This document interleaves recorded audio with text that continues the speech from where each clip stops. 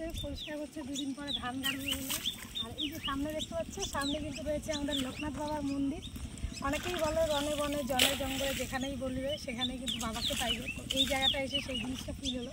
কারণ দেখতেই পাচ্ছ বনের মাঝখানে দুধারে নদী আর সবুজ গাছপালায় ভর্তি, আর সামনেই রয়েছে কিন্তু বাবার মন্দির। তো চলো তোমাদেরকে নিয়ে তো এখানে দেখতে পাচ্ছ মাটির রয়েছে ঘর। দেখতে তো যেটা দারুণ, মানে দারুণ লাগছে মাটির ঘর।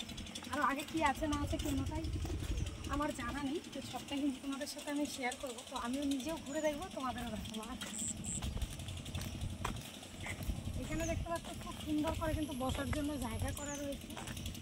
এখানে যদি বসো, এরকম একটা পরিবেশের মাঝখানে বসে চারিদিকে হাওয়া বাতাস বইছে, আর মাঝখানে এরকম একটা পরিবেশ দারুণ লাগছে দেখতে। তো চলো আগে আরও কি আছে না আছে দেখতে দিই।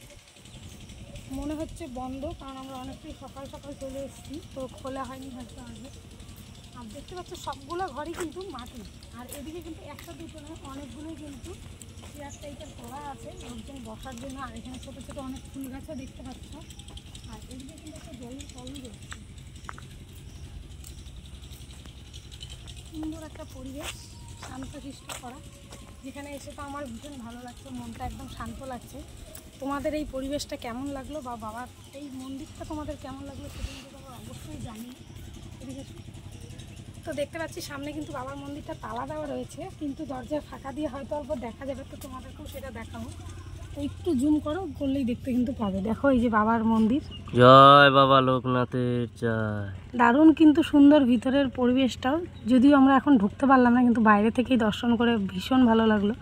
ভেতরটা ঢুকলে মনে হয় আলাদা একটা শান্তি মনে হবে, কারণ উপরটা দেখতে পাচ্ছ একদম খড়কুটির দিয়ে কিন্তু বানানো বাবার মন্দিরের ভেতরটা।